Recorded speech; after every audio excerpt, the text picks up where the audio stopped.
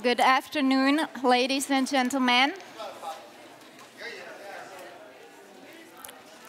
Can I please ask you to your seats?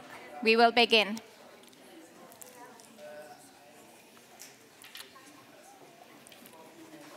It is our honor to invite the President of the Congress, Mr. Tomáš Pfeiffer, the Director of the Institute.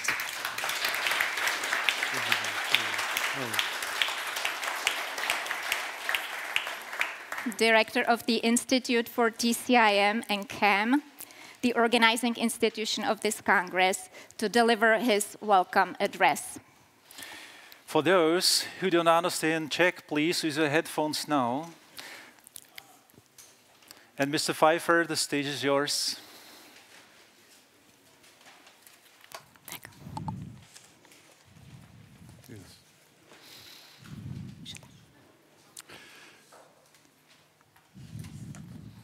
Vážení hosté Kongresu zdraví. Dear participants of the 4th World Health Congress 2025 Prague, I welcome all of you, all the distinguished members of the Presidium, the presenters and the audience.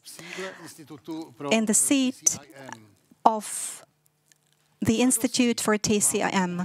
With pleasure, I would like to inform you that the Congress is held under the auspices of the capital city of Prague and members of the Parliament of the Czech Republic. The motto capturing the spirit of this Congress is "Health knows no boundaries. Let us seek what unites us. It is time to start cooperating." I invite everyone present to embrace this vision. For many years, I have worked as a practitioner of traditional medicine, biotronics. In the past, we non-medical practitioners often encountered great misunderstanding, as many of you have as well. Nevertheless, we strive to elevate our fields to a higher level. That is why the time has now come to foster the spirit of mutuality, whether we come from TCIM, CAM, or traditional European medicine, Ayurveda, Chinese medicine, or any other discipline. Our aim is to své obory govern our disciplines within our own professional organizations, leg artis, and gain the opportunity to integrate them as much as possible into national healthcare systems, following the holistic principle of healthcare. této změny The need of this change je zvláště v posledních letech has been velmi viditelná. very visible over the last years. Jednou z největších osobností One of the historie, greatest figures in history was Hippocrates. dovolím si nyní citovat jednu Allow me to quote one of his thoughts, která je dle mého soudu stále which aktuální. I believe is still valid today.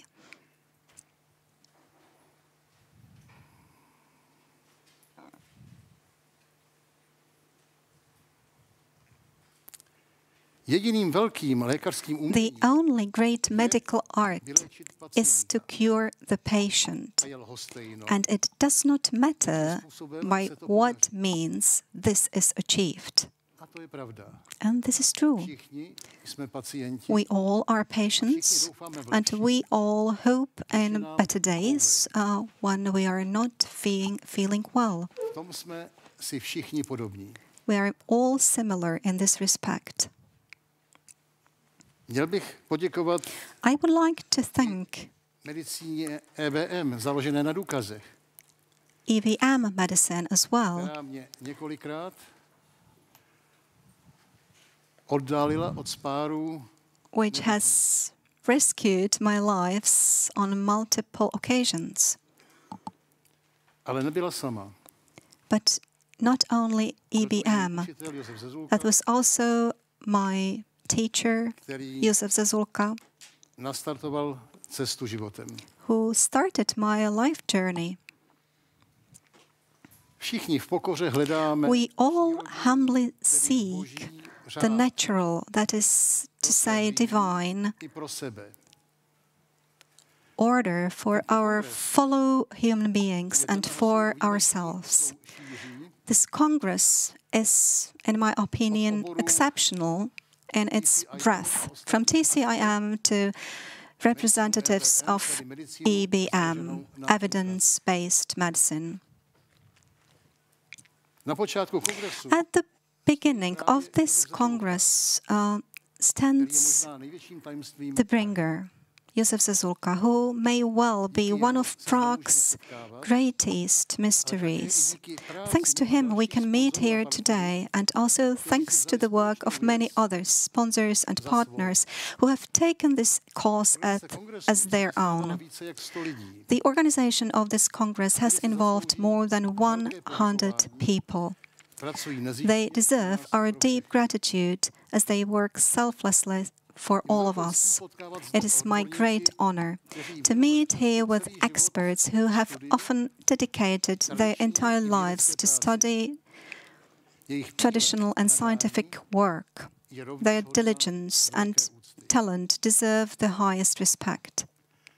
Jsou zde prezentující z Cornell We have USA, presenters from the Cornell University in the USA, from Cambridge in the United Kingdom, Austrálie, Německa, from Brazil, India, Australia, Germany, Italy, China, Africa, Austria, Denmark, France, Switzerland, Nepal, Turkey, Portugal, Greece, Sweden, Hungary, New Zealand, the Netherlands, Slovakia, Polska, Poland, Serbia, and Ireland, Mexico, Latvia, Tajvan. Lithuania, and Taiwan. Na nikoho nezapomněl. Je to opravdu I believe I did not forget anybody. That's a very long list. zastoupeny všechny kontinenty So- planety.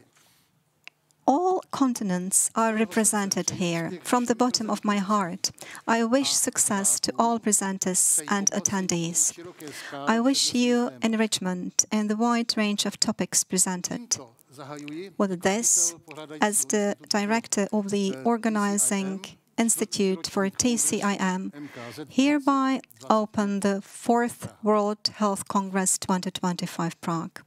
nyní. Děkuji. Thank you. Thank you. Thank you. Thank you.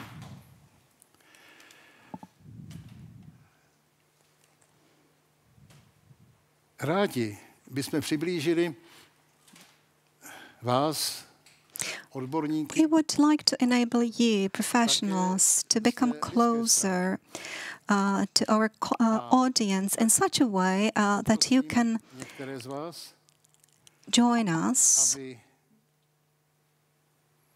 vyjádřili svůj to příběh express your personal human journey do oblasti, that has led you to the area prezentují, which they are presenting here, klasické medicíny, be it evidence-based medicine oblast or alternativy. alternative area. Případně Or potentially, I would kindly like to ask them přesah, propojení tradice a vědy, to discuss the overlap between science and tradition in their lives and in their branches, to share the interconnection which there is for them. pana profesora As Špičáka, the first speaker, I would kindly ask Professor Julius podělil se s Špičák. námi o svoji zkušenost. Mr. Professor, Let us say some words about Professor Julius Špičák. He is Emeritus Chief of the Clinic of Hepatogastroenterology at the Institute for Clinical and Experimental Medicine in Prague. Has held numerous national and international leadership roles, as serves as a member of the Czech Parliament, with a focus on education, research, and healthcare. He is recognized worldwide as leading authority in this field. Měl tam být. Takže kdo bude dál tedy? Ano, půjdeme dál. Dobře. V každé správné akci se občas in every good event, an error appears. I believe that Professor Špičák will join us tomorrow.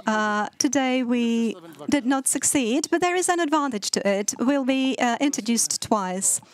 dalšího, kdo by nám... Záznamu paní Murely? Ano. Máme tady příspěvek The next speaker italské senátorky, will be Ms. Elena Morelli, bude určitě, who will appear for sure because her speech has been pre-recorded. And now I would kindly ask you to play her video. Excellencies, distinguished speaker, distinguished colleagues, ladies and gentlemen. I'm really proud to address you today this video message and extremely sorry if I cannot be with you at the opening ceremony of the World Health Congress in this wonderful city of Prague. I warmly thank the organizer for making it possible and for giving me the opportunity to contribute to such an important dialogue. Across Europe and the world, our health system faces mounting challenges: aging population, the growing burden of chronic disease, and rising costs that test their resilience. The pandemic has taught us a clear lesson. Emergency care alone is not enough. We must put health promotion, prevention, and resilience at the center of our health strategies. The integration of traditional, complementary, and integrative medicine has an important role to play in this transformation.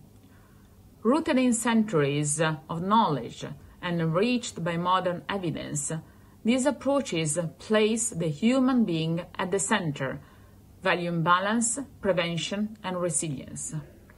By bridging tradition and innovation, they offer new tools to address today's challenges. This is precisely the vision behind SALUS 2025-2029 strategy, an European initiative that I'm proud to support. SALUS' call for action is a paradigm shift, from treating disease to actively promoting health, from fragmented intervention to integrated and holistic approaches, from paying for illness to investing in healthy longevity. In Italy, with Salus, we have launched the Parliamentary Intergroup on Health Promotion that I have the privilege to coordinate with other colleagues from different political parties with the support of experts from different disciplines. The collaboration has already generated legislative proposals and contribute to political discussion on important issues, such as, for example, health education in school, mental health promotion, and the recognition of health promoters as a new professional profile. It's proof that dialogue between politics, science, and patient association can produce concrete changes. We believe Europe can lead the way in integrating tradition with modern health promotion policies.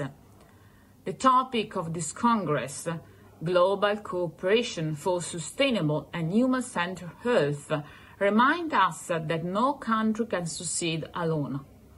To build a resilient system, we must invest in prevention, support innovation, and ensure access to care that respects both cultural heritage, scientific progress, and equity access in all regions and nations along Europe. This Congress is not just an exchange of ideas, it's a call to action, and I invite all institutions, organizations, and stakeholders to join forces to support initiatives and shape together a European and global health union where longevity is healthy, sustainable, and equitable. Although I cannot be physically present, I want to express my deep commitment to this process and my support for international cooperation. By joining efforts across nations and sectors, we make healthy longevity not an expectation, but the standard for the future generation. So let us work together to live not only longer, but healthier lives. Thank you. I wish a productive and collaborative work and a wonderful evening in Prague. Thank you. Bye.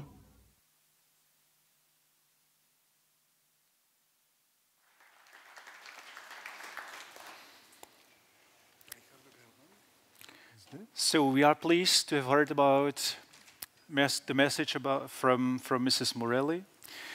And we'd like to mention that Mrs. Elena Morelli is a senator in the Italian Republic and president of the Parliamentary Intergroup on Health Promotion. Among her many previous roles, she also served as a member of the Chamber of Deputies in Italy. Yes. Dalším řečníkem je Another speaker now pan Ricardo is Hellman.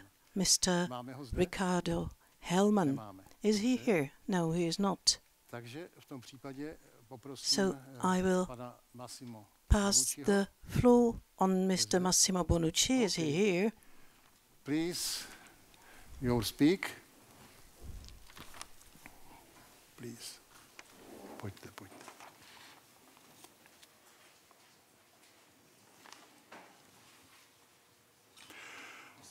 You can come to the stage. Stage.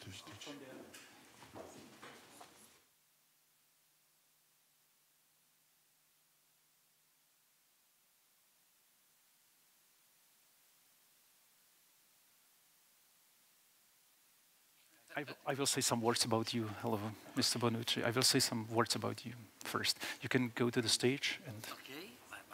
Your experience. Yeah. Yes. So, Mr. Bonucci is the founder and head of the Association Research for Integrative Oncology Treatment, ARTOI, first integrative oncology non-profit. He directs integrative oncology department across several Rome hospitals and serves as an ambassador for Italy with the Society for Integrative Oncology. Mr. Bonucci, the stage is yours. So, So I'm very honored to stay here, and I thank you for inviting me. My work and my hope to organize also in Europe, but also is not only in Europe, the coordinator about Society of Integrative Oncology. There are three a friends of mine from the United States. We were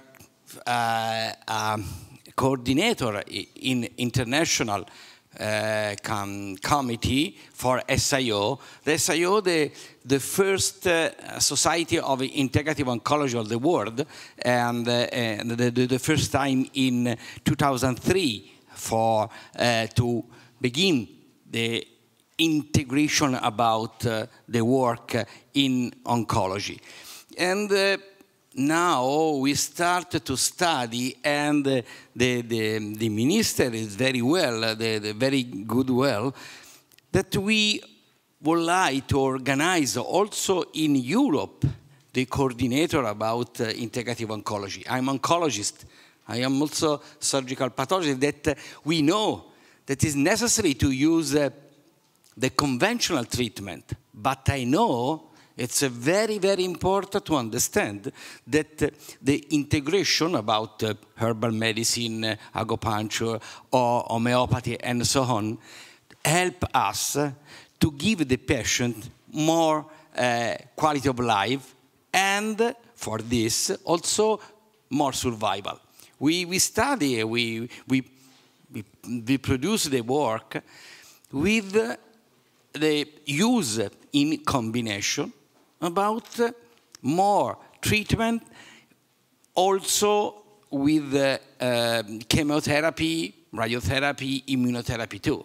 Then I would like to thank inviting me, because this is the first, because the other we would like to have other colleagues in Europe, because there are no society integrative oncology all the world, all in Europe. They are in Italy, they are in Germany, they are in UK, they are in Spain, in French, but not the other country. Then I would like to understand if there are, Mr. Preiser, if you are one of the most important people also in Republic States, that could be the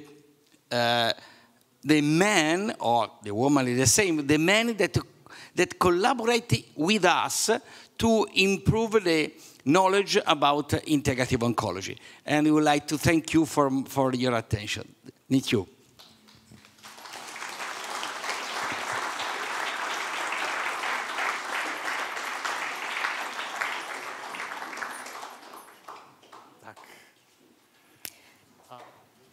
Thank you very much for your perspective.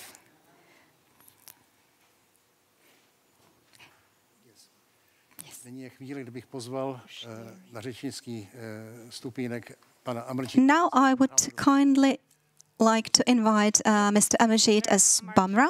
Bhamra is a leading advocate for India's traditional sciences, initiator of the All-Party Parliamentary Group on Indian Traditional Sciences, and leader of a European petition to secure citizens' access to traditional medicines.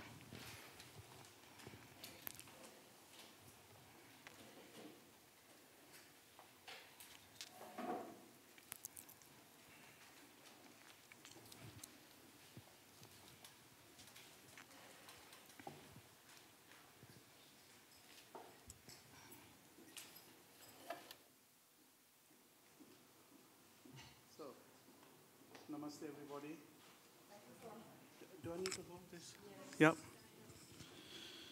So I'm delighted to be here. Thomas is my very, very valuable friend who has been supporting the work that we are doing in the British Parliament, and also in some meetings that I've had the privilege to organize in the European Union Parliament.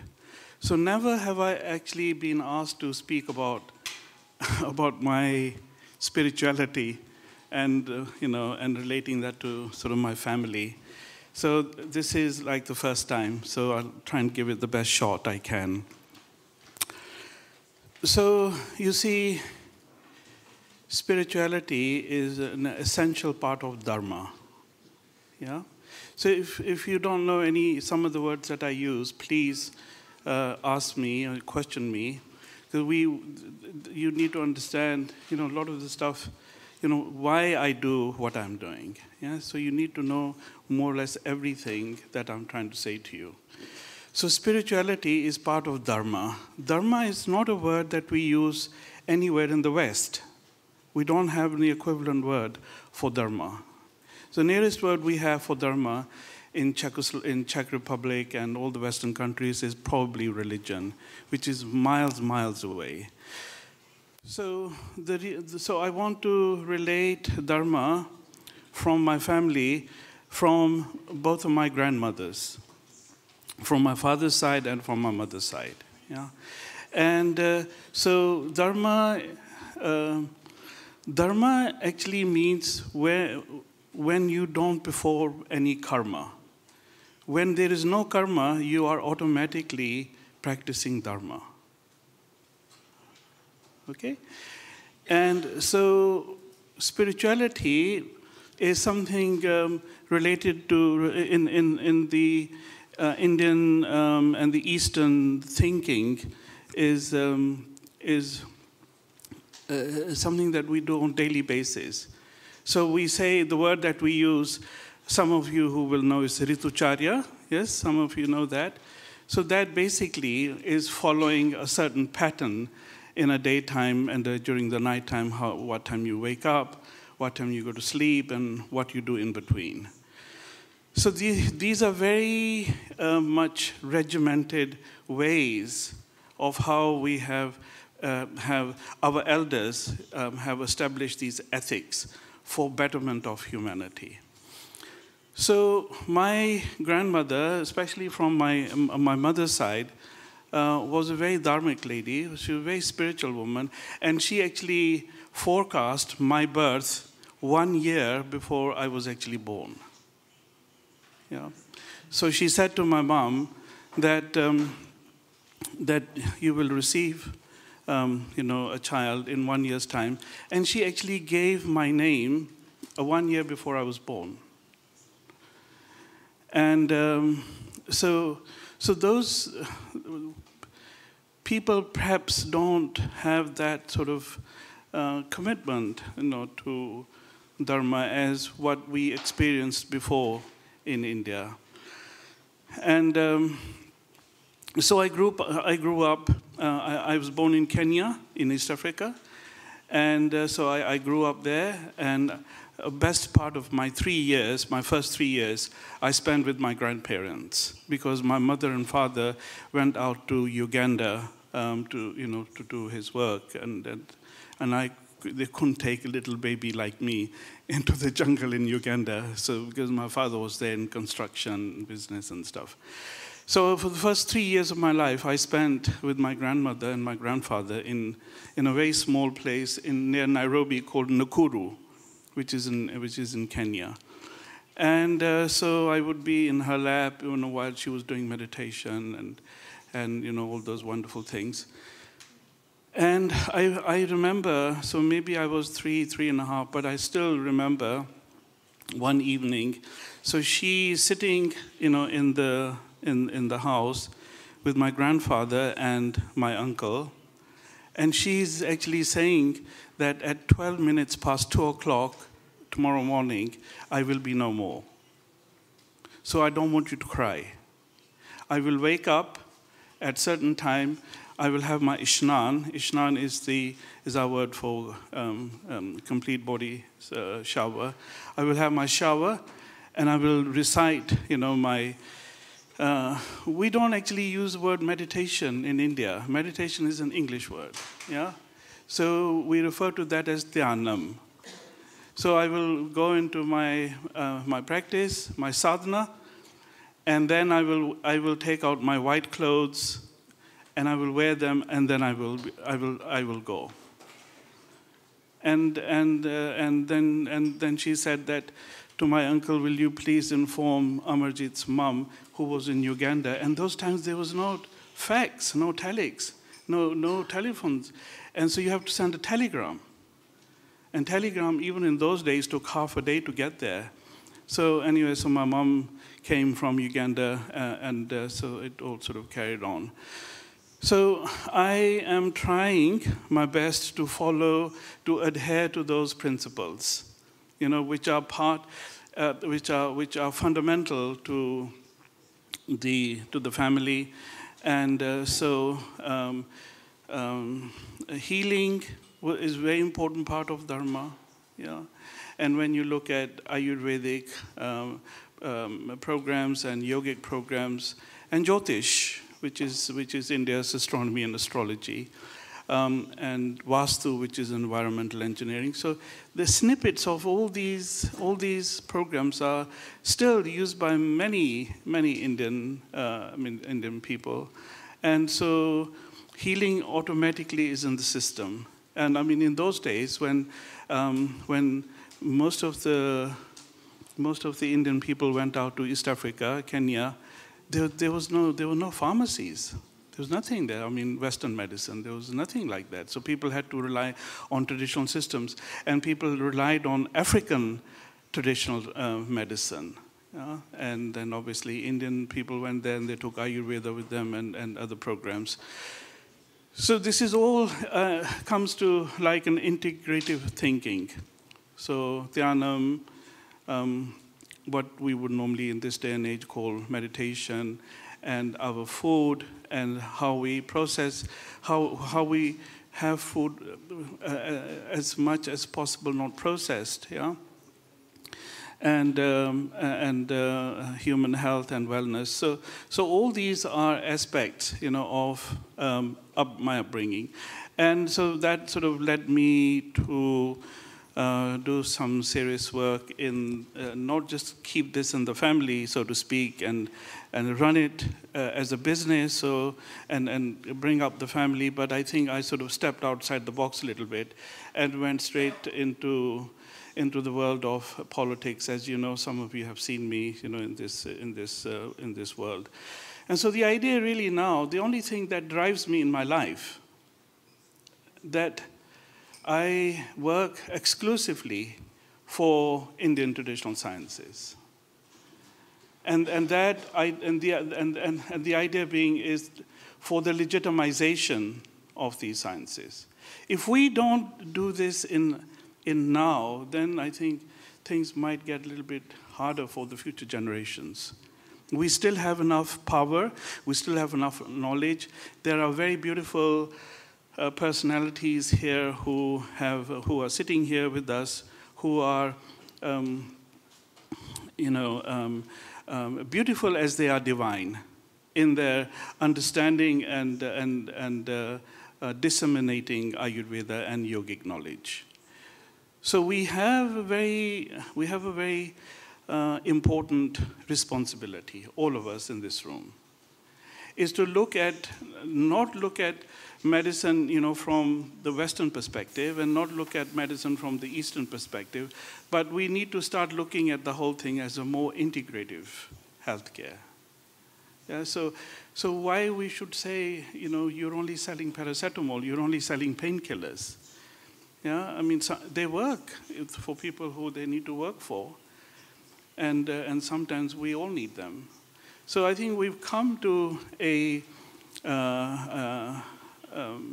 situation where we really need to work with all the traditions, whether they are, from Nepal, or from India, or from Southeast Asia, from Africa, and we need to pull all these traditions and use what is best, you know. If we can have choice of freedom, I'm here in Czech Republic. I wear the actual name for this is not turban. That's what you would say in English. So the actual name for this is distar, yeah. So I don't have problems in walking in the streets here in Prague. Nobody says nothing to me. I've lived like this all my life in London. You know, I've lived for 50 years, over 50 years in London. I've had no problem. And I think, you know, people wear what they want to wear, they eat what they want to eat. I think time has now come when I think we need to start looking at that, you know, when it comes to health and healthcare, is to look at choice, freedom of choice. So we need to have, if Ayurveda agrees with me, fine. If homeopathic remedies agree with me, fine. If Western herbal medicine agrees with me, fine. If allopathic medicine agrees with me, fine. We need to give everybody that choice of freedom. And so we are there now. We are having very serious meetings with the British establishment, with the British government. Some of you were with me last year. We had a massive 2-day program for the first time where there were only Western consultants and doctors and GPs in a meeting for integrative healthcare. And so our National Health Service in England, which is a service which supplies service at point of delivery free. So everything is free in the United Kingdom when it comes to health and healthcare. But now that very service is now saying that, you know, we can't find solutions. We need help. We need to work with you. And that is why, you know, they are seeing that, you know, we have been working, you know, relentlessly. Some of my colleagues are here today, you know, from Germany and from United Kingdom and Austria. And you know how hard we are all working, you know, just really basically to bring about integrative medicine system. And none of us who are, well, I think mostly none of us, we are working for this as a passion, and we're not paid to do this. Yes, so we're volunteering our services free. And so I think the future, I think, is looking good. People are getting more and more interested in a more pluralistic way of thinking for health and healthcare. And I think, you know, this is a wonderful opportunity. Thomas, thank you so much for bringing so many enlightened people here.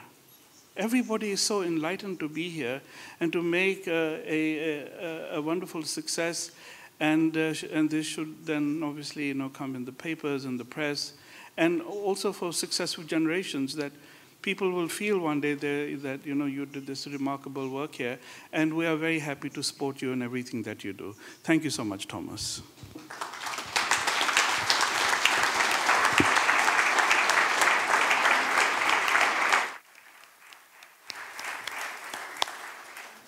Thank you, Amarjit.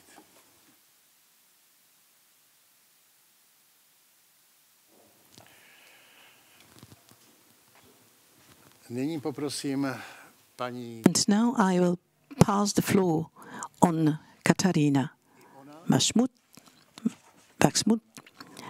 to kindly share with us her story.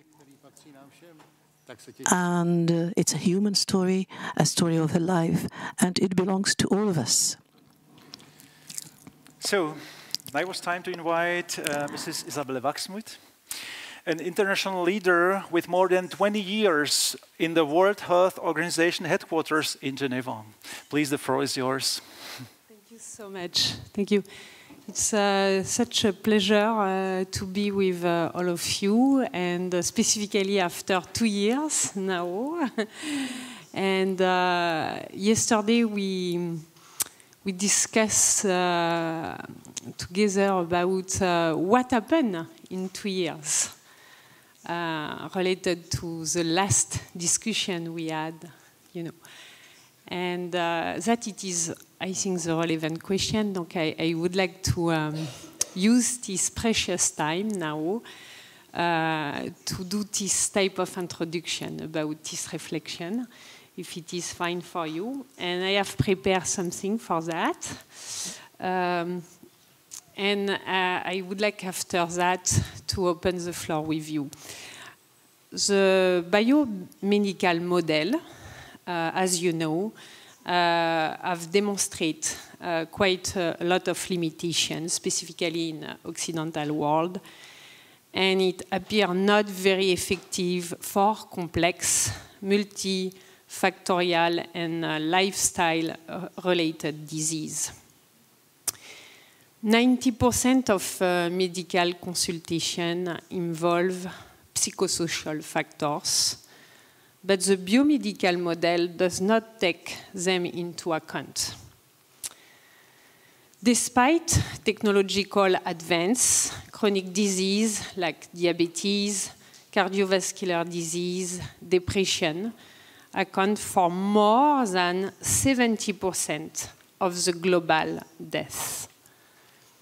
The biomedical approach to mental health, focused on medication, has led to a 300% increase in antidepressant prescriptions in 20 years without any significant improvement in well-being indicators. The biomedical model generates high cost, hospitalization, drugs treatment, surgical procedure. Healthcare systems based on this model are unsustainable in the long term, with healthcare expenditure growing by 4 to 6% by year in OCDE countries. Donc that it is very important key point, and it is for this reason, after 2 years, we need so much traditional and complementary medicine, practices and system in place.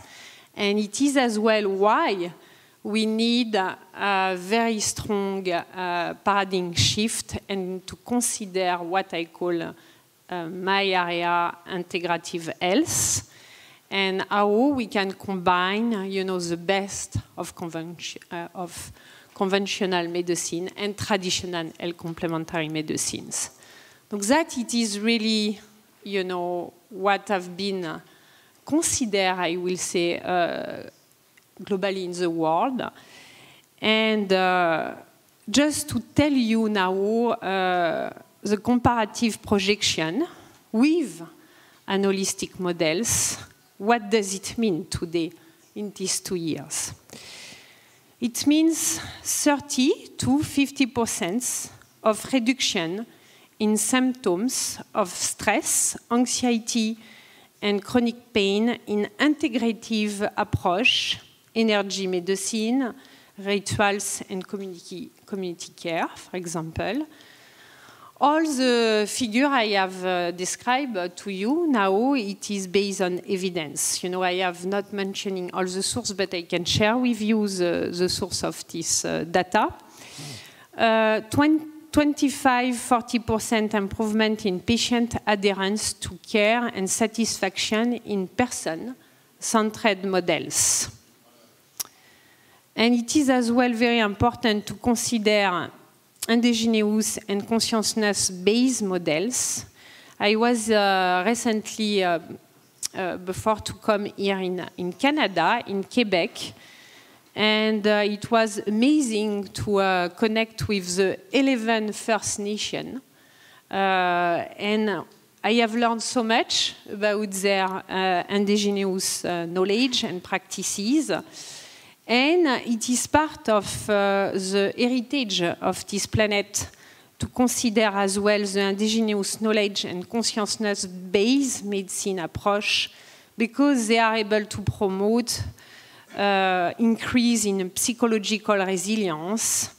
They are able to address disease prevention through balance and meaning. They are able to address as well the issue of cost, and specifically to have cost reduction through community and preventive care. To close, it is undeniable arguments for advocacy.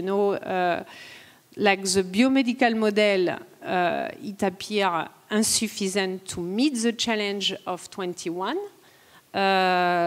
century. and chronic mental and environmental disease require a systematic and holistic approach. Indigenous knowledge from over the world and quantum approach. I know Thomas will discuss that about the bioresonance, advance. Offer proven solution validated by clinical studies. So it is a fact. And finally, consciousness medicine, I will say, is aligned with the principle of salutogenesis, sustainability, and epistemic justice. Okay, I think it is amazing progress, for what we are discussing. In this Congress, and it just to showcase the importance of traditional and complementary medicine and how we need to continue to move forward, in this direction, because it's the only way to preserve, in fact, our health systems and to improve as well more diversified health practices in the world. Thank you so much. Thank you.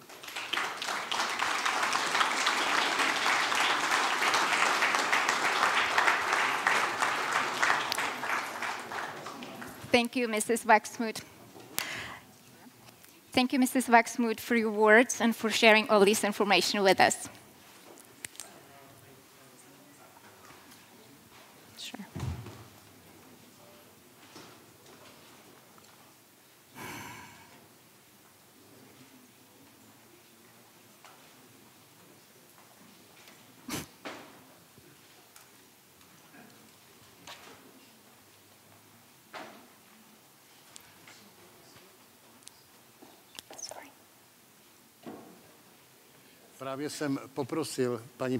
I have just asked Professor Maria Walcher to say a few words about the project of intangible cultural heritage, into which our TCIM disciplines are involved. Maria Walcher is an ethnologist and leading expert on intangible cultural heritage.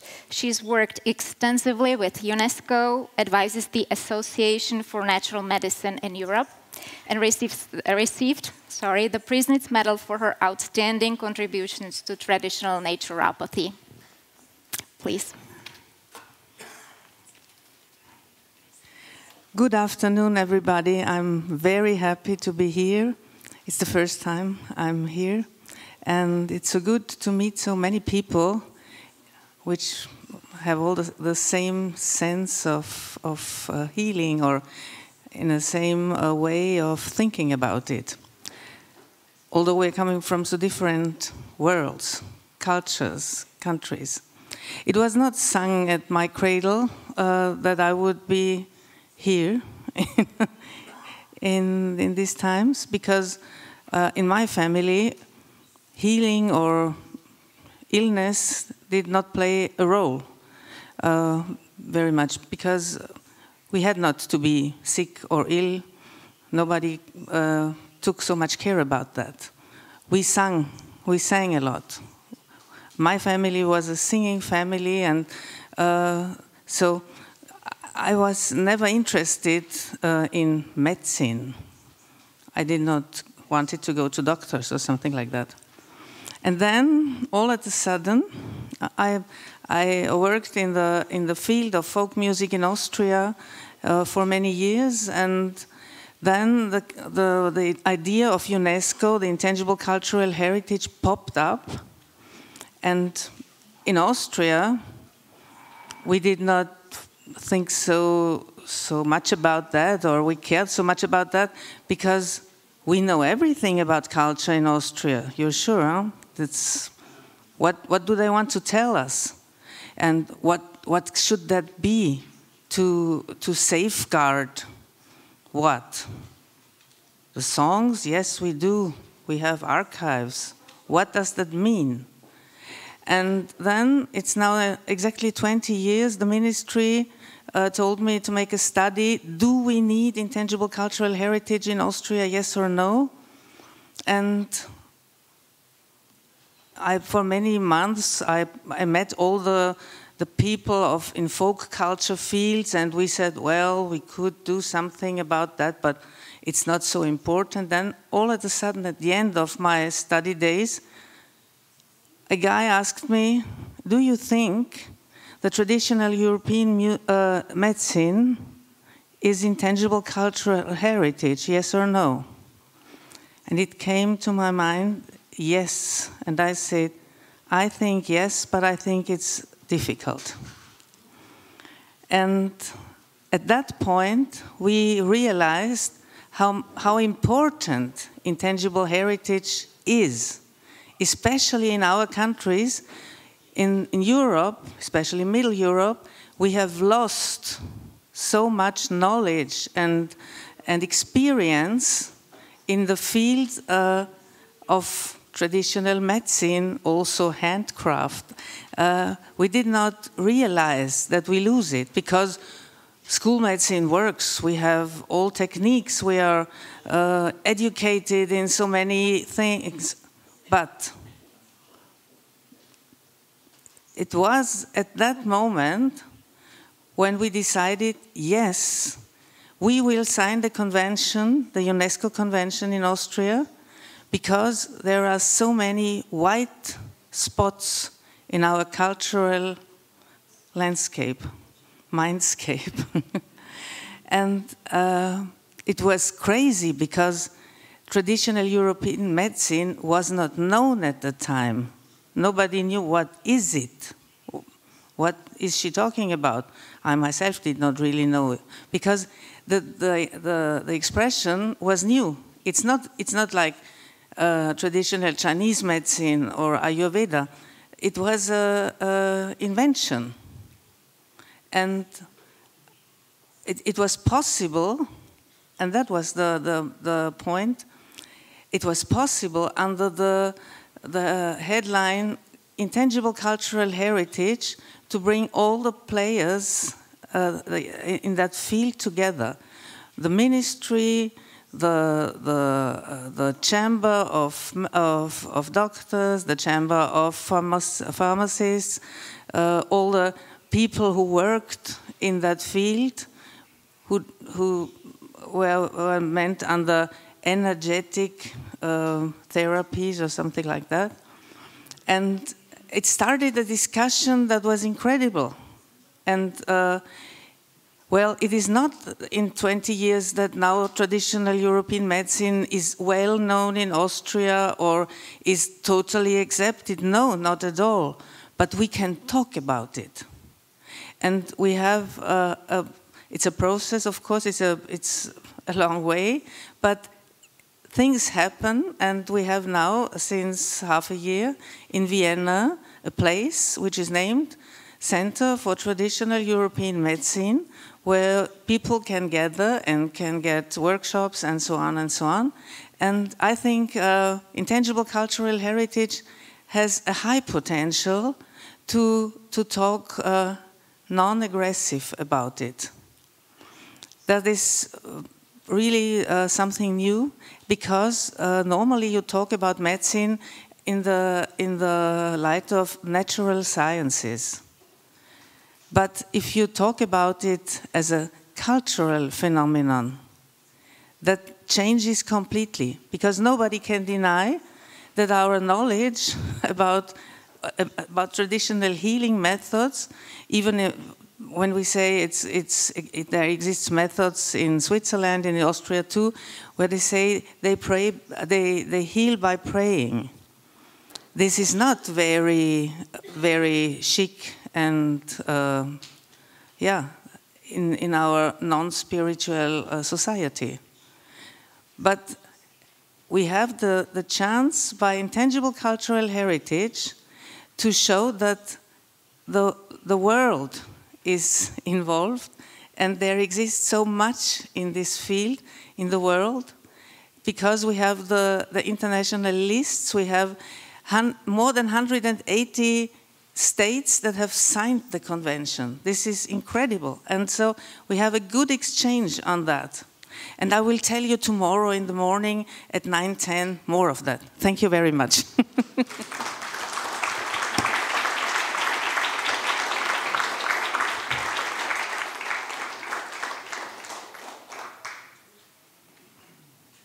Tak, koho máme? A nyní poprosím And now profesora Madana I will pass the floor on Professor Madana Tangavelu for his contribution to this discussion. So we'd like to thank you, Magister Walscher, for your inspiring journey and your description how you came to the intangible cultural heritage.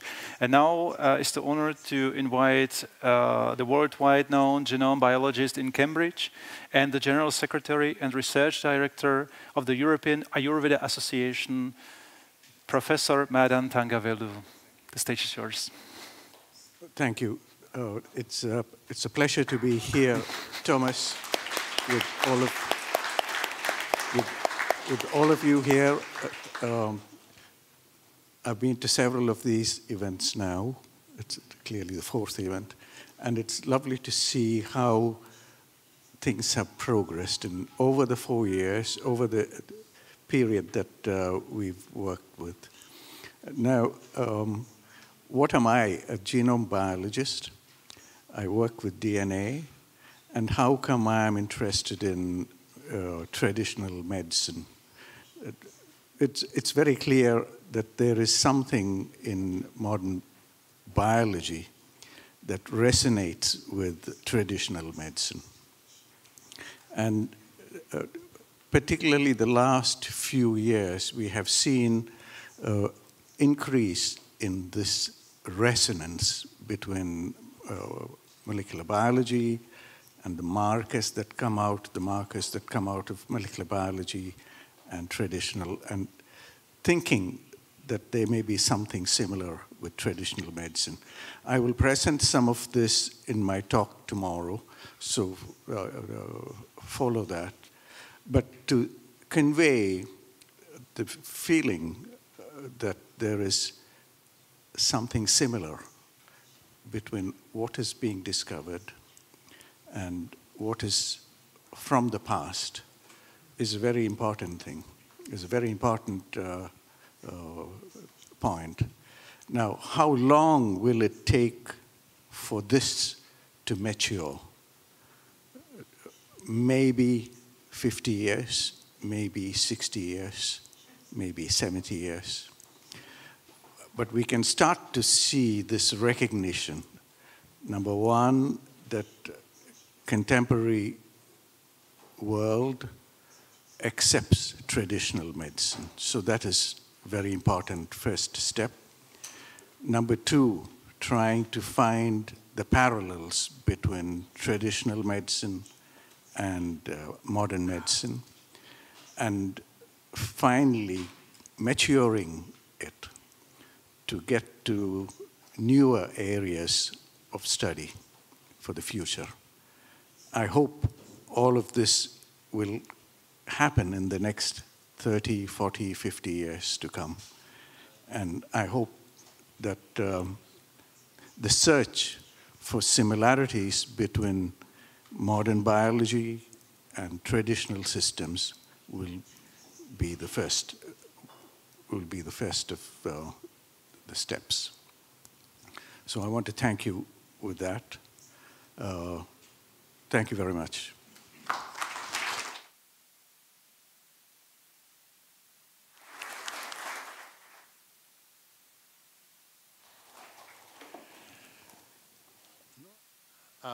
Nyní. Thank you so much for sharing your journey with us. Thank you. A nyní nás čeká Now, kratičká přestávka. we'll have a very short coffee break. A poprosím o sdělení načasování. Jak dlouho bude trvat? Okay, we'll now take a 30-minute coffee break.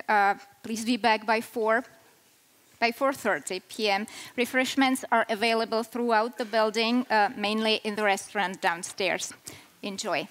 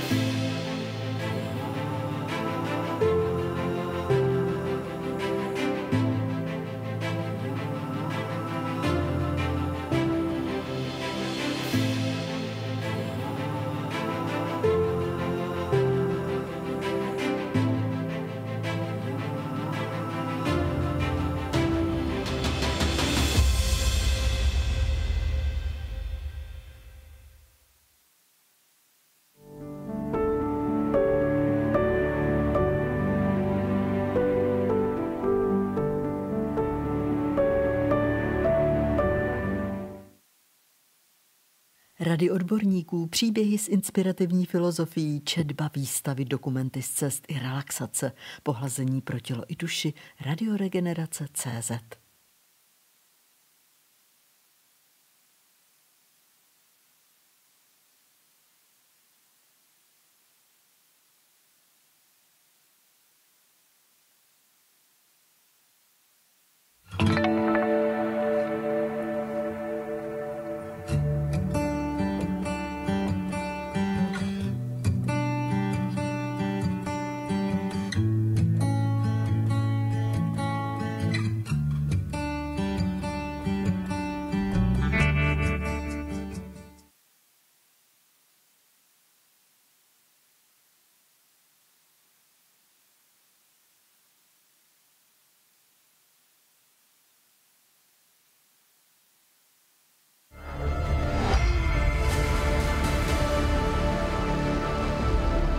Záhady života. Časopis o mystériích zdraví a duši. Bude to radost, bude to mejdan. Český mejdan s impulzem. Skvělou zábavu vám přeje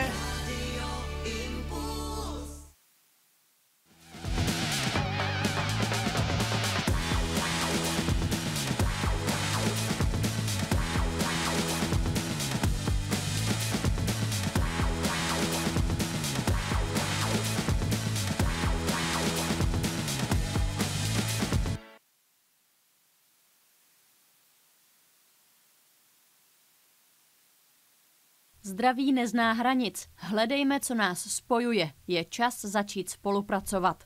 Takové je motto letošního Mezinárodního kongresu zdraví, který se ve dnech 3. až 5. října uskuteční v Praze. Je určený pro profesionály i laiky, kteří si chtějí rozšířit obzory v oblasti tradiční, komplementární i integrativní medicíny i medicíny založené na důkazech. Zapojit se lze osobně i zdarma online. Loni tak Mezinárodní kongres zdraví sledovali 2000 lidí z 55 zemí. Letos organizátoři slibují informace od předních odborníků z americké Cornellovy univerzity, z britské Cambridge a nebudou chybět přednášející z Brazílie, Indie, Austrálie, Německa, Číny či z Jižní Afriky a řady dalších zemí.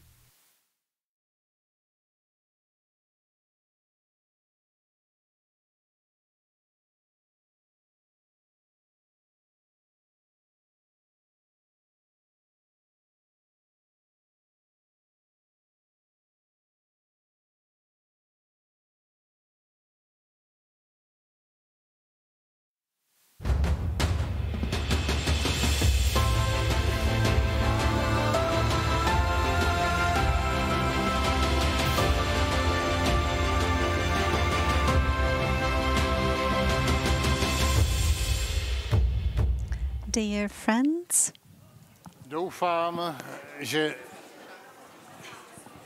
káva byla. I hope that you have enjoyed your coffee, Začneme s druhou částí and let's našeho programu. return to continue with our next part of the program. Tak, aby jsme stihli všechno to, so that we can manage everything which co je důležité. is important. A to jste vy. And that is you.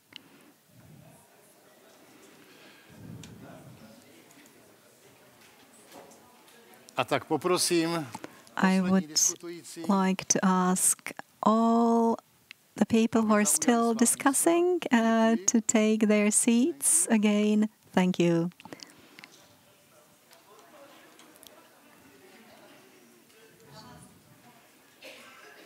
Tak. Ještě jednou děkuji za klid.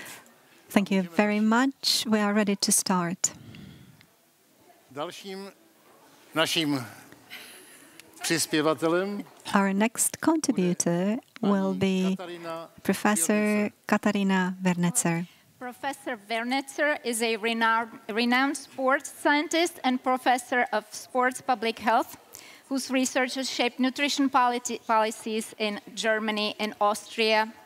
She also advises the platform for traditional, complementary and integrative care under the Czech Ministry of Health. Welcome. Is it switched on? It's down here. Oh, here. Now? Ah, now it works. Okay. Mostly I'm too fast, sorry. Thank you very much.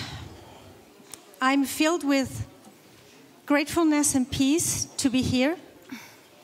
Literally here, I feel that there is a connection really in this room, a connection to the core of this planet Earth, through this room, through this house, through the people surrounded and gathered by Tomáš. Thanks for that. And that goes through, let's say, above or to that what surrounds us. Great news. And that's why I feel this serenity in myself being here. Tomáš asked me to tell you why I'm here. And let's start with this wonderful motto we have. Let's start to cooperate. Let's stay together. So why I am here? Yeah, I cooperate with a lot of people here in this room. We don't have the time to tell everybody with whom and which and where it comes from. But cooperating means telling you very shortly my story. I'm a sports scientist. I'm a performer. When I do not win, I'm down on my knees. And it only counts how I get up back from my knees and stand tall. I'm here because I like the challenge. I'm here because I love people. I want to see people happy and healthy. But I also love animals. I never wanted to hurt them. But most of all, I'm a scientist. I'm a nature scientist. I studied physics. Naturally, I studied sports because sports is my life. I cannot breathe without doing sports. And I studied ethics. So it all comes together in my work now. When we go to science, it seems we have the right tools. We have the hypothesis, the research question to verify or to falsify the hypothesis and to answer the research question. But there are things we here in this hall and maybe also at home, we feel because of our spirituality, more or less, that there is more. Things or matter that we cannot answer with the tools of modern science. And we have to follow the science. But because I'm an athlete, I'm a performer, I would like to win. We have to push our limits. We have to go beyond our limits in order to define our limits new. And this only works without, or if we go outside of our comfort zone. Comfort zone means we stagnate. We stand still. We have to move on. And I'm so excited. I have a lot of energy, as you now perceive, or as you can see. It's always the same. And life is so exciting. It's, after me, too exciting to just say, well, let's lay back. We have to answer questions. And this is also why I'm here. I was my lifelong hungry for answers to my question. No one gave me these questions, not my family, not at the university. So then, and 20, beginning of 30, I decided myself, when I searched, there is a massive gap in the literature between sports and vegan diet. It's the ahimsa in the tradition of Indian and the yoga. So there was no science that connects veganism and sports. And I knew it was working well. So I had to decide to be a scientist. And this brought me from performance sports to mass sports, and now to even reaching bigger masses with school sports and university sports. This is about public health. And back to the motto, let's start cooperate. I would like to share with you a big achievement. I have really these fantastic news. We as a team here are a lot of people contributing to this fantastic news. And I just want to give you a short insight how we could achieve this. It started at the VegMed in Berlin, a medical congress on vegetarian and vegan diet in medicine. It was the first ever in 2012, sorry. And 2018, I met Madan. Madan gave a talk, me too. We met, and then we followed the intelligence of the universe. Not for the first time, but together. Then we decided we have to do something together. Both of us, we do not feel comfortable in our comfort zone. So we wanted to move things, to contribute to something. So we discussed how we can contribute for the better. So there were 4 meetings with Nando Goswami, hopefully he will join us tomorrow, with Per Morten Fredriksen from Norway, to discuss in 4 meetings in Cambridge, in London, and also in Graz 2 times at the International Ayush Conference, how we can do so. And then it started in 2020, a lot of things happened. The universe sent me a wonderful PhD candidate from the US, who is here. He will have a closing talk on Sunday, so I invite you already now. And now he's doing his PhD, or accomplishing that. We started at that time with the first of a 3-series meeting event block. And Madan was there, Professor Moser from Burgenland in Austria, Derek was here, and a lot of other people. And at the end, we could unite nearly 300 experts from around the world, over all continents, from more than 70 institutions, entities, and stakeholders. And we already published the proceedings of the first 2 meetings. Not enough with that. Sorry, it's a bit much.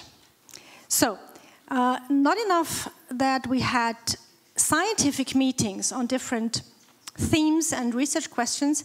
We did a symposium, a student symposium, an evidence-based symposium where also the WHO was invited and other experts, but it was a symposium that meet together with students, representatives from the Innsbruck Medical University, the Innsbruck University, and the University College of Teacher Education, organized for students. So also that was a big milestone.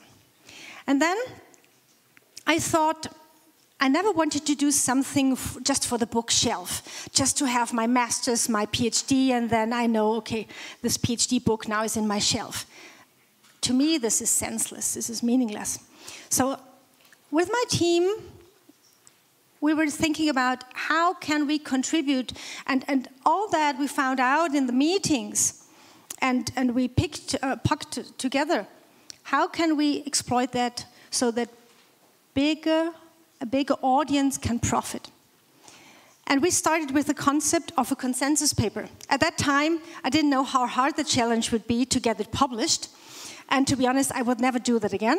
But please, maybe next time I will join you and help you in this.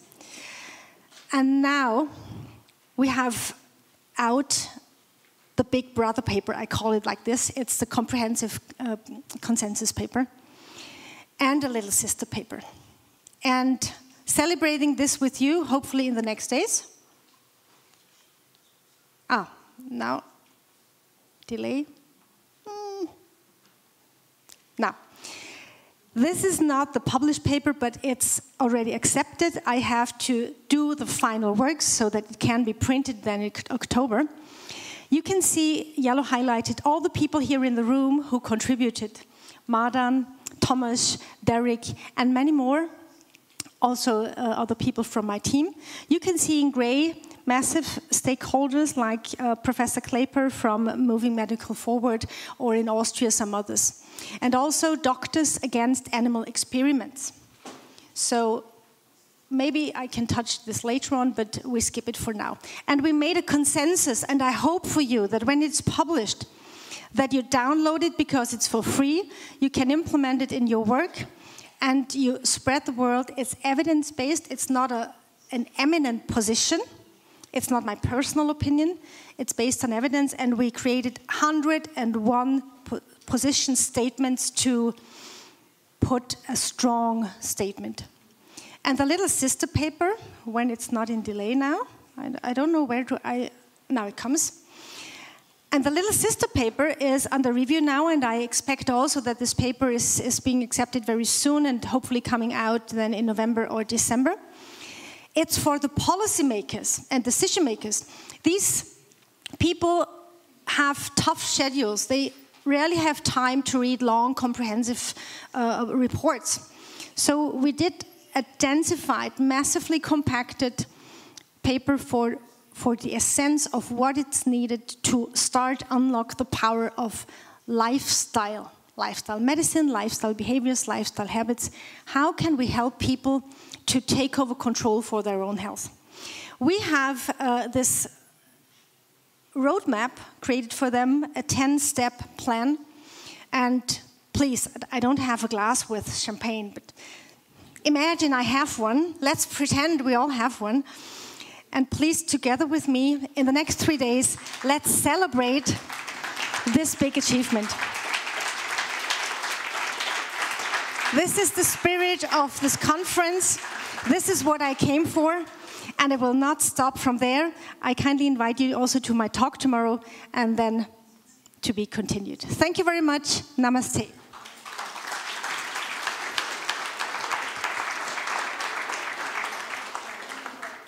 Katarina, thank you. Thank you. A nyní And now I would like to welcome Professor Tichavský, who is connecting from Mexico and works in a field which will be described by my friends. Máte data, máte? Máte. Tak prosím. So first of all, allow me to thank Professor Vinica for describing her nice journey and sharing with us her good news. So now joining us online from Mexico is Professor Radko Tichavský, one of the world's leading authorities in agricultural holohomeopathy. He created the holohomeopathics method, applying homeopathic principles for farming, founded an institute for sustainable holistic education, and serves as its academic director. Widely published, he lectures internationally and advises agricultural projects worldwide. Mr. Tichavský, can you hear us, please? Hello. Okay, is everything okay on our side? So, pane profesore, vítáme vás v Praze. So, welcome in Prague, Professor Tichavský. So, you can take it from here. We are connected. Děkuji mnohokrát. Thank you very much. I would like to greet you from Mexico. Ladies and gentlemen, distinguished guests, dear friends, it's a great honor and at the same time a responsibility for me to accept the invitation of Tomáš Pfeiffer to this Congress, whose central theme is health. When we say health, most people usually think of human health, the body, the mind, disease prevention, medicine. But today I would like to speak about health in a much broader sense, about the health of plants, the landscape, and also the health of our own soul. Because these three areas are not separate. They are interconnected like circles on water. Touch one, and all begin to ripple. My personal journey towards homeopathy started on the 27th of May 1977.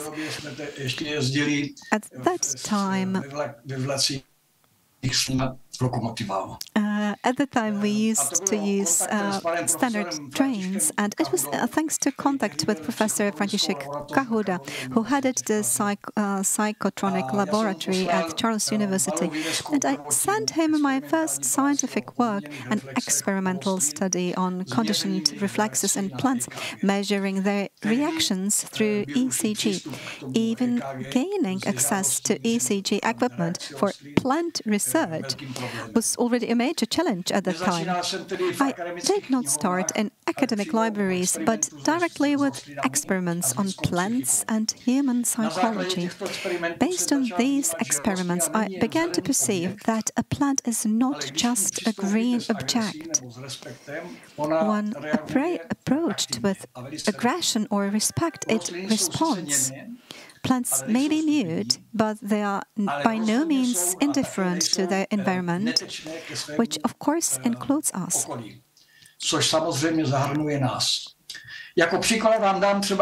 Let me give you an example, the example of Mexican Indians who collect hallucinogenic cactuses, and first they pray and make an agreement with the cactus, a personal agreement.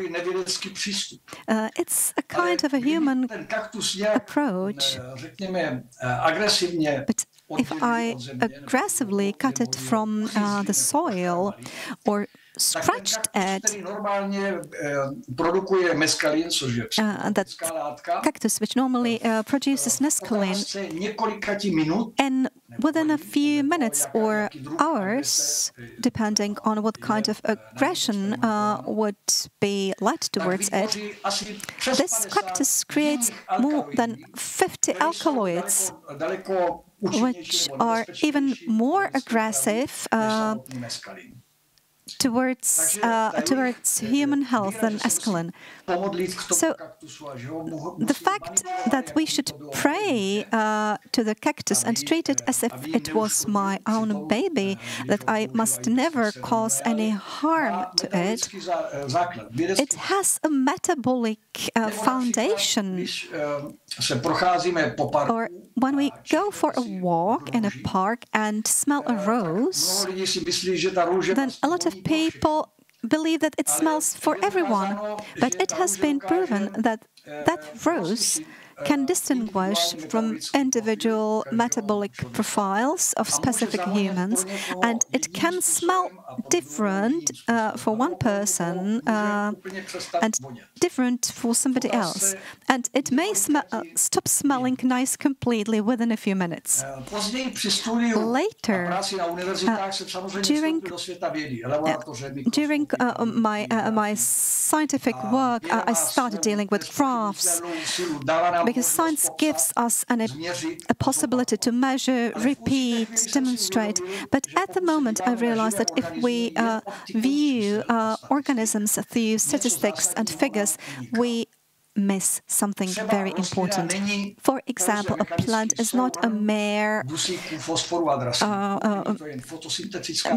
photosynthetic machine, but it's a life organism whose health cannot be explained with a quotation. It is one part of a complex system, which I later titled Holon. After my emigration to Mexico, I took my interest in homeopathy. What fascinated me about it was its ability to work with subtlety. Science often looks for a clear, strong signal, a ponderable dose with measurable effects. And it shows that even a weak, the smallest impulse can awaken a great, let us say, avalanche-like response. A lot of people view it with skepticism, and I understand that skepticism is a natural defense of science, protecting its ground against superstition. But what if instead of building a defensive wall, we tried to build a bridge? Human homeopathy still struggles with criticism, but its effect is nothing more than placebo. That's what they claim. However, in plant experiments, it is much more difficult, depending on the homeopathic remedies applied.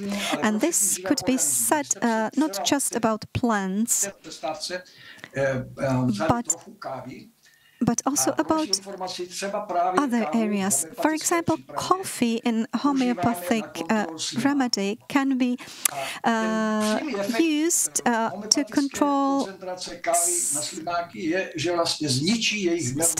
snails.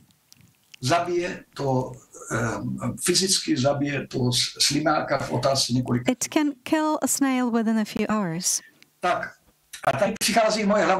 And here my main message comes. Science keeps evolving, broadening its horizons. What today is considered firmly established may indicates be overcome, transcended. That's why it's important not to close the door on ideas that at first glance appear to lie outside the current paradigm. Today, we increasingly speak of holistic approaches, perspectives that do view phenomena as isolated parts of the system, but as interconnected wholes. Where classical mechanics saw separate components, the holistic approach looks for interconnections, relations, and flows of energy and information. And here is space opening for dialogue. A plant is not just a biochemical factory, but a living organism interconnected with soil, climate, microorganisms, and humans. Likewise, human health is not merely a sum of organs, but a whole that includes body, mind, emotions, and environment. In that sense, the boundaries between so-called hard science and approaches labeled as unscientific are not rigid walls, but gates that can gradually be opened, and that's the mission of this Congress. We should use our ratio, we should use our emotions, and we should apply holistic approach. Classical science is like a microscope that magnifies detail. So-called non-science is often like a telescope. It shows us the whole, not only physical, but also psychological wholeness of the living organisms that together form the whole. In agriculture, this means, for example, if I want healthy plants, I can apply mineral fertilizers and pesticides, and I will get quick results. But at the same time, I deplete the soil, reduce biodiversity, and destroy microbial life, which may completely ruin life in soil and its quality and its fertility. If I combine scientific knowledge with a homeopathic approach, I can strengthen soil and plants differently. These chemical inputs send subtle signals that support plants' own resilience and development. This is not mysticism, it's another way of working with complex systems, with the metabolism of diverse organisms that form part of the whole micro, meso, and macroorganisms. These include not only plants, fungi, bacteria or viruses, but also animals and humans who are part of the whole and who transform it positively or negatively by their agricultural practices. This directly affects not only productivity, but also the long-term sustainability of agriculture and, indeed, of human life on Earth itself. The same is true for people. Scientific medicine gives us tools that save lives, antibiotics, surgery, diagnostics. Yet more and more people feel that health also means something else, balance, harmony, a sense of life's meaning. Anyone who cares for plants knows that a plant under constant stress will be more prone to disease, and it is the same with humans. Here, science and also so-called non-science can mean. Science studies and shows us how immunity works, but holistic systems remind us that immunity is not just a collection of cells, but also part of new genesis and sociogenesis. That includes our life story, our relationships, and our philosophical foundation, and our coexistence not only with other people, but with all living organisms. Today, the ecological and social dimensions have even deeper significance. Climate crisis, population, depletion of resources, all these threaten the health of both people and plants. We cannot rely only on technical solutions.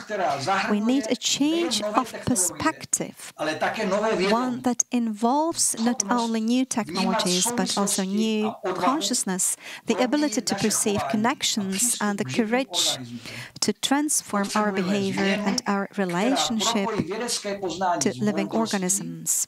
We need a change that unites scientific knowledge with wisdom, a change that leads us towards reverence for life in all its forms. Together, we can then offer a path to sustainable health that is not only about survival, but about the quality of life. Allow me to conclude with a personal confession. I'm often asked, do you believe in homeopathy? My answer is, for me, it is not a matter of belief, but of experience. I see how plants actively respond to homeopathic applications, not only in a laboratory, petri dishes, but on a larger scale. I see how people change when they are offered the chance to understand that we are not merely owners of land, but part of the whole. In other words, we are not simply miners or extractors of the soil's wealth. I don't want science to retreat. On the contrary, I want it to grow in breadth, not only in height.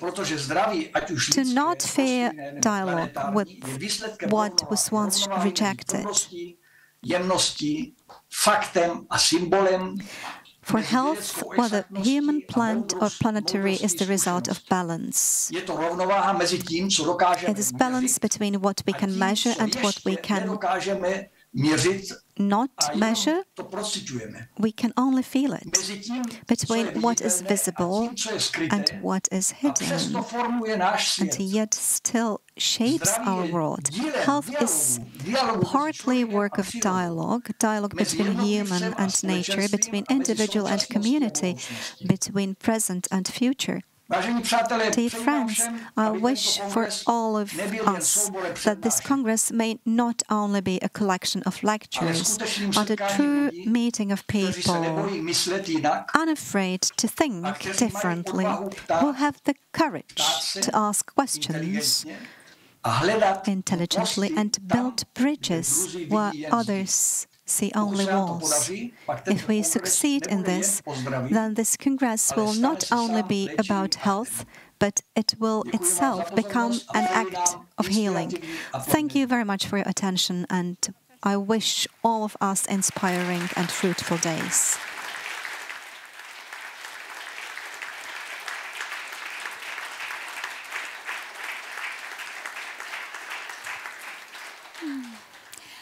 Professor Tichavsky, we are grateful for your wonderful contribution. I hope you stay with us till the end of this session. Thank you. Rád bych vyslovil osobní poděkování za krásná slova. I would like to say thank you and to appreciate highly for those beautiful words which mean the program for the future. And now I have the privilege of inviting Professor Fiala from the Charles University, who is my superior. And in a moment he will tell you in what he is the boss. Fiala is a chairman of the Council for Integrative Medicine, head of the Department of Acupuncture at the Institute for Postgraduate Medical Education, physician and a university professor. Please, welcome. Dobrý den, vážené kolegyně, vážení kolegové.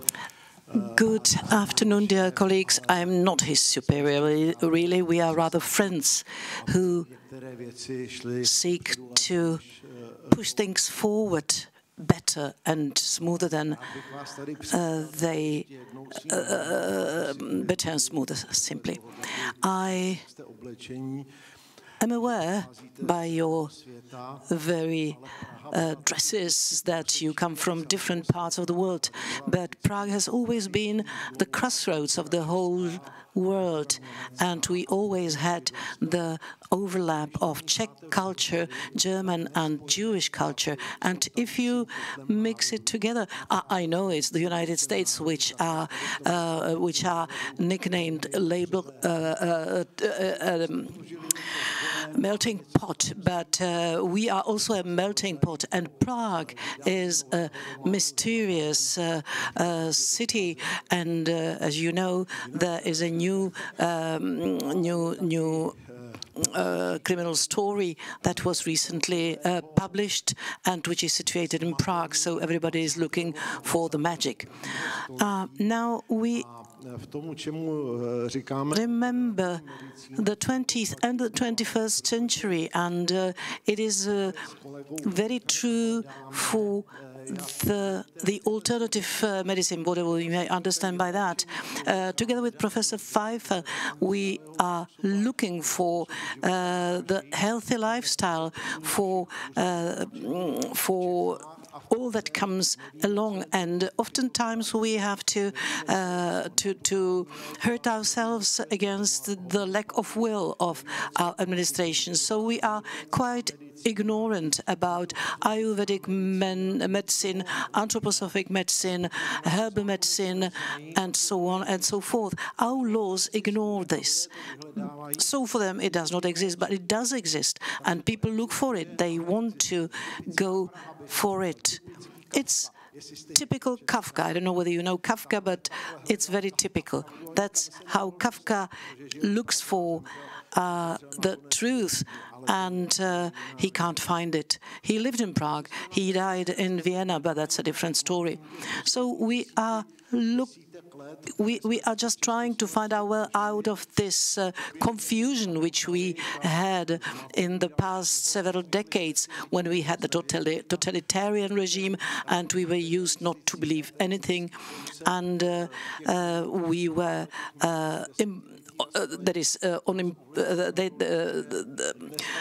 the official propaganda imposed on us the materialistic view of the world.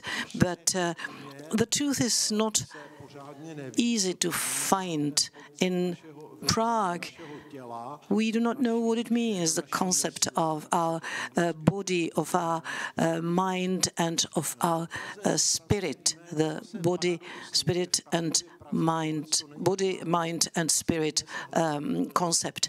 Again, the Kafkaian Prague does not know it, and we try to find new ways how to heal a person, but we should be looking for more than just science. And we now have a new god, that's medicine, and you may have heard about that, the god of medicine that is based on evidence-based medicine. What is it? Is it a different medicine? Is it better than was the medicine before? It's medicine that looks its confirmation in evidence, but that used to be done always. We were administering drugs to people, and then we administered sugar pills, and we let people believe they are taking drugs. That was the placebo effect. And now we keep talking about the evidence-based medicine, but if I ask you what it really is, I don't know if you could give me a simple answer. Yet it is simple. Evidence-based medicine is nothing. It does not exist. Evidence-based medicine is a mathematical, statistical method how to assess evidence. And it means that in one way or another, we sort of dismantled the Gaussian curve, but that will be a long story. Any time I hear talking about evidence-based medicine, I always remember not only the German mathematician Gauss, but one French writer and philosopher François de Saint-Exupéry. And do you know why? Because there, and I was a child, I noticed I came across the Gaussian curve, and it had a different shape. It had a shape of a boa that swallowed an elephant. You remember, you read The Little Prince. Ordinary people saw just a hat, but the Little Prince saw something different. He saw the huge snake, boa, who swallowed an elephant. And we sometimes, instead of a patient, see just mathematical curves. In the Gaussian curve, I always see a patient who comes up to me, who looks for assistance, for help, because he has problems. And he wants me to help him to become healthy again. It's not just prescribing aspirin or cardiotonics. It's that I will treat him as a human. I will see him as a body and as a soul, as his psyche, and what's also beyond that, that is the spiritual concept, because all that is taking place within us and all that is projected in us. What is a man? We are just a handful of minerals which are left after they've burnt us in a crematorium. Or are we something more? There are two extremes. To quote two classics, one of them says, a man that sounds, that is proud to say, that's Maxim Gorky, the Russian writer. But if you go back 2,000 or 3,000 years, what is a man? What is he to make you God? Remember him. That was King David. So you can see this is very different. What is a man? Who are we, men? And how about we, physicians who help them to be healthy?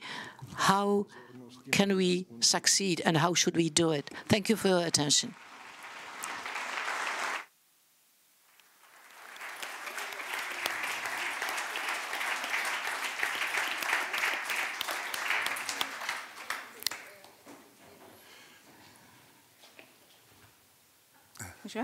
Yes. Professor Fiala, thank you very much for sharing your perspective and your words with us today. And now I would kindly ask Dr. Baswati Bhattacharya from Weill Cornell Medical College to give her contribution. Dr. Bhattacharya is a clinical assistant professor of family medicine at Weill Cornell Medical College and a Fulbright specialist in global public health, specializing in integrative medicine. She is a Harvard-trained physician with a PhD in Ayurvedic chemistry and pharmacology. She has spent over 2 decades bridging indigenous medical systems with modern biomedicine. The stage is yours. Sorry. Thank you. Welcome to a wonderful Friday, first Friday in October. I was asked to talk a little bit about why we are here as TCIM people. Some of us are doctors, some of us are healers, some are scientists. We come from a wide variety of backgrounds, and this year Thomas has worked to get more and more multidisciplinary people here, so we're not just a bunch of nerdy doctors and scientists who talk about math and analytics, but rather about spirit. As a child, I grew up in India. My childhood was in Bengal, and I spent time watching the Bangladesh War, which was the war making East Pakistan turn into a new country of Bangladesh. And I saw things that no 3-, 4-, 5-year-old should see. Cut off bodies and heads full of blood and shooting. And I saw the suffering from that. And of course, we were taken out of that. And I asked the question, how do we heal? And I think that has been what has given me the clarity to do what I do for the last 40 years. I ask the question, how do we heal and why do we heal versus why do we not heal? So as a child, I was kidnapped. My sister and I had very different experiences. I took it and I said, I survived. My sister took it and went into psychotherapy of why did this happen to me? And the two of us are very different. She's a physicist, of course, working for NASA and doing very big things. I decided to study medicine, thinking I'm going to find the answer to how we heal and I'm going to help people. What I didn't realize is that when I went to medical school, I was actually drafted into becoming a prostitute for the pharmaceutical industry. And when I'm in a very good mood and I go to parties and people ask me, so what do you do? I say, I'm a prostitute to biopharma. I sell and prescribe drugs because that's all I was taught to do in medical school. When we learned pathology, they did not tell us how to prevent the disease with acupuncture, massage, mind-body, Ayurveda, herbs, homeopathy. What they taught us is this is a pathology and these are the drugs. And progressing meant getting worse toward death with the disease. So I started naturally asking, well, this is not answering my question of how do we heal? So I started studying other things. If you go to New York Presbyterian Hospital today, they will tell you where to find the witch doctor. I'm the witch doctor. And at first I thought it was an insult, but the patients would wonder, and then they would come to see me, and the reputation around the hospital became, she can do things that some of the others can't. I don't think that healers are necessarily magical people. I think magic is everything that logical people refuse to understand, refuse to see, refuse to analyze with variables that they don't want to believe in. And several of our speakers before have talked about this, and I so appreciate your words. When I ask, how do we heal? I'm open to all modalities, and I spent a lot of time doing that. So I got a lot of labels, dilettante,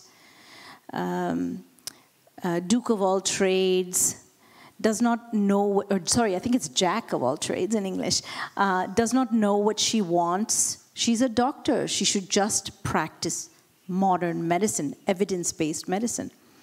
And so I would ask people, you want to talk about evidence? Let's talk about evidence. As the gentleman talked about before, what is evidence? And you'll hear a little bit more about that from me tomorrow. Most of us who experience things and heal don't really care about how many people needed to be treated to get a benefit from a drug.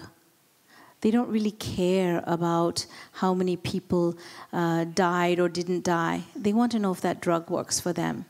And when people say, oh, come on, you should standardize that medicine. Ayurveda is not standardized. Homeopathy is not well, that's not actually true, but homeopathy is not standardized. Herbal medicine is not standardized. I say, let's say we do a study and we take everyone in the room and we say to them, we're going to randomize you, we're going to placebo control, we're going to double blind. And for randomize, we're just going to pass out shoe size 6, 7, 8, 9, 6, 7, 8, 9, 6, 7, 8, 9, which is randomized. It's not going to fit the person if we randomly put it on them. That's a very obvious example. And yet, in medicine, they think that randomizing is superior. Every healer knows you can't randomize medicine. Then why is that the gold standard? And why do we stand up here and think we're superior because we randomize studies or we randomize protocols and medicines for people? Placebo is the inner pharmacist. It's the chemicals that your brain, the serotonin, the dopamine, all the chemicals we study, it's that ability to put those out. When organic electricity fills this room every night at 8 o'clock, and many of you know this, you come here for this, that organic electricity is changing the chemicals of your body, and those chemicals are then changing your neural tissues, your muscle tissues, and the way your metabolism operates. And that is why many of you in this room have healed from diseases that are incurable. So in my quest to answer how do we heal, I now specialize in incurable diseases. That includes everything from heart diseases and diabetes and cancers. And what I find is that our ability to heal is about our BS. Not bullshit, but our belief systems. And when we shift our belief systems, we can have sudden healing. I've seen it in thousands of patients. And I know that if we can move the legitimacy of TCIM in our own hearts, we can actually start expressing it in this world. So I have colleagues who will say, and you'll hear from some of them, they will say that, why don't we take back our power? Why do we always allow allopathic medicine and modern medicine and the systems of the law to stay? We are the humans that create the law. Why don't we start to change the laws? And I believe that this group of people sitting together can slowly shift our own hearts and each other's so that we can take back that power and walk into our states, our nations, our provinces, and tell the people who are just, quite frankly, they are ignorant, they are, how can I say this nicely? They are looking for whatever is comfortable for them. How can we help them to see that without changing the laws, they and their family can't be comfortable, and the people that they are leading, supposedly, as ministers, those people cannot be comfortable. We have to cooperate to change the laws. We have to help each other by sharing what we do in our country that works, and what we have done in our country that is an error, that has been very bad for our countries. So I go between the USA, France, and India. In India, we have 8 legal systems of medicine. Many of you know Ayurveda, Unani, Siddha, Soaripa, homeopathy, yoga. I said Unani. Ayurveda is probably one of the main systems, and yet it sits as a poor cousin to allopathy. And any Indian person who gets good scores in their lower schooling is told that they should go into MBBS training, the modern medical training, and not becoming a healer or doing Ayurvedic work. And that is a detriment to the TCIMs, even in a country where it's legal to practice these medicines like in India. In China, traditional Chinese medicine has a space, but there's also the vogue of modern medicine. So they have a system that is interesting, and you'll hear more about that from Akshay Bambri tomorrow, who's been comparing 4 countries and the way that they legitimize or don't legitimize medicines. In France, we have national health medicine, national health care, and at the same time, there's a huge number of people that just accept the fact that they are going to go to their osteopath, their chiropractor, use herbal medicine, use homeopathy. They don't need it from the mainstream medical system. They kind of wish it was part of it. But I find the French doctors are arrogant that they are the legitimate and everyone else is lower class, every other kind of healer. And that's a huge problem if you talk to, for example, the person that grounded Ayurveda and yoga in France, Kiran Vyas, who's here with us, and he will talk about how his university, they have police breaking in and saying, prove us that you have a license, and tries to delegitimize the work that he's doing. So, what's legal, what's not legal. And in the USA, we have 11 states that have health freedom. So as long as you don't claim you're a modern medical doctor, you can practice your art. And yet, even the people of TCIM that practice in America are so ignorant about the laws themselves. The Ayurvedic doctors are frankly just, how can I say this nicely? They're not smart. They don't study. They don't know what the laws are. And so they end up practicing in ways that are of detriment to the patients. When we come back to the question of how do we heal, this is what I look for. This is what I can sense. And if you go back into the Indian knowledge systems, Ayurveda, it was mentioned that I did a PhD, I did a mid-career PhD in Ayurveda. I think what it did for me is it not only made me legitimate in some ways, because I think being a medical doctor today is kind of illegitimate, you know, as I mentioned before. But I do believe that there is knowledge in Ayurveda that spread throughout the world that I was hearing in the previous talks. Jagadish Chandra Bose talked about the biological principles in plants and the energy, the living energy in plants. And I teach all of my students before plucking a leaf from any tree, plant, shrub, ask permission. These principles have been known in Ayurveda for thousands of years. And if you read the text, the Ramayana, where there's a medicine that's given to one of the characters, you'll understand that this medicine has been alive for 15,000 years. The Brits can say it's only, 1,000 years old, 2,000 years old, and Hippocrates did everything. But there's a lot of evidence that Shushruta, who is a surgeon of Ayurveda, wrote books that carried across the ships into the Mediterranean, and they landed on the island of Kos, from which there was a man named Ctesias who wrote a book on Indica, that talks about the 4 humors, which Shushruta talked about, not the 3 doshas. And from that, many things were assumed by Hippocrates. If you study the history, you will see that many parts of the world, including China, the Yellow Emperor's textbook of medicine says that we got our knowledge of traditional Chinese medicine from India. I don't want to expand on the fact that Ayurveda knew everything, but it is one of the central systems of medicine that talks about how we must respect nature, how woman must be respected because she is the seed, she is the soil on which the seed grows. It talks about the importance of herbs, the importance of nutrition. And if you just study some of the tenets of Ayurveda, you'll find that there is healing for the healer, healing for the patient, and healing for the ecosystem.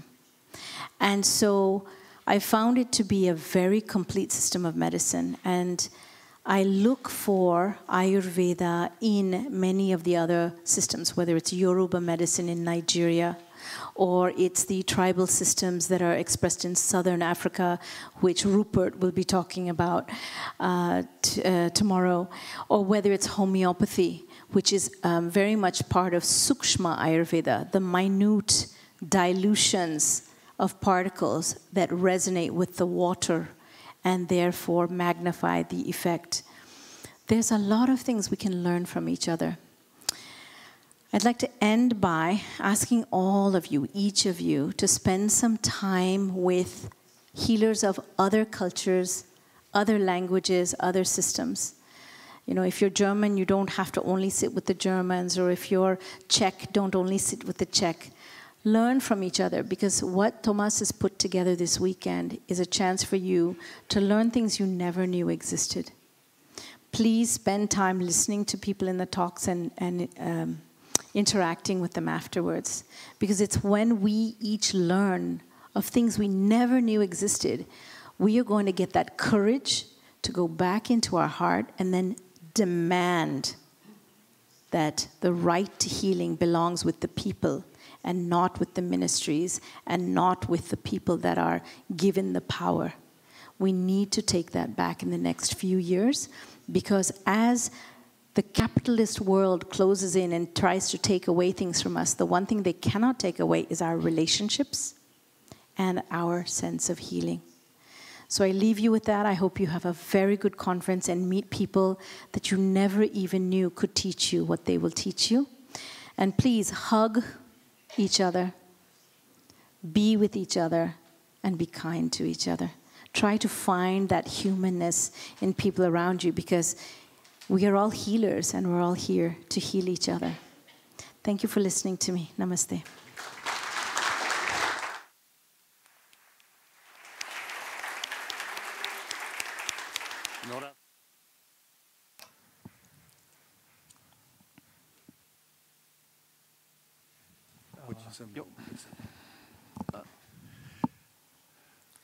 Nora, we have timing problem.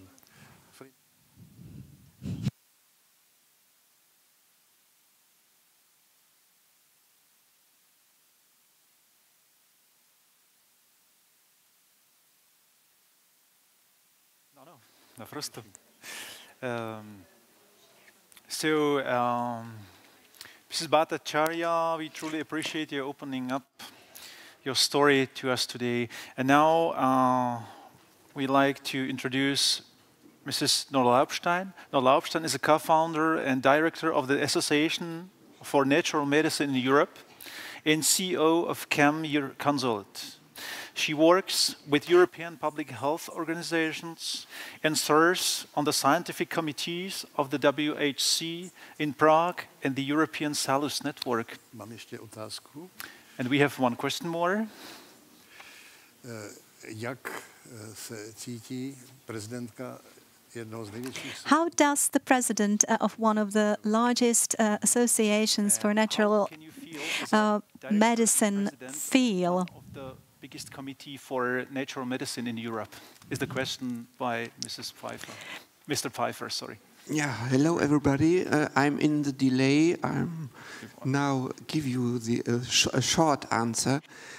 I feel responsible, but on the other side I feel free, because you are individuals and you know everything, and every patient knows everything. And for me, it's always a pleasure to be here. Now, since 6 years, we support this meeting, this World Congress, and it grows and grows and grows. So I think I'm feeling very satisfied and happy to be here.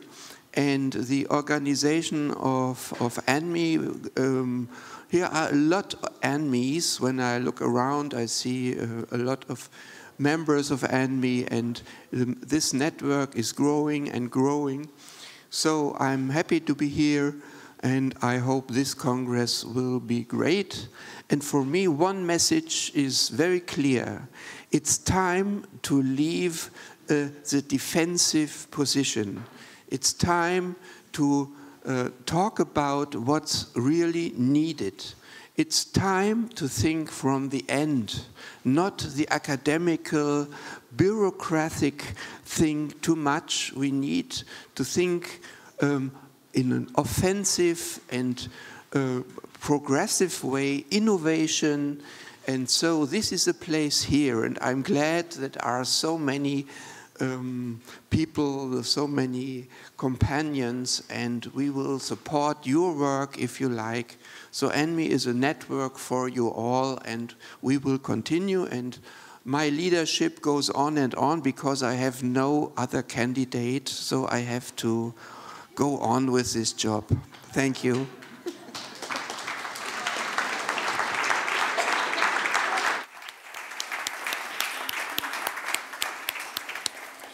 Poprosím. Tak. Thank you, Mrs. Laubstein, for your kind words. We appreciate it. Na závěr tohoto bloku bych si now let me conclude with one quote, and it is a quote by my teacher. Only a very unwise man buries curative springs which they need themselves, and that's such a great truth. And now the second part of the Congress will be held in the historic municipal house, where there will be a different opportunity of cultural program. The cultural and social evening begins at 6:30. Please gather at the main exit of the building at 6, where our assistants will guide you on a short walk to the municipal house. It's just a few minutes away. The program will last about 2 hours. Thank you.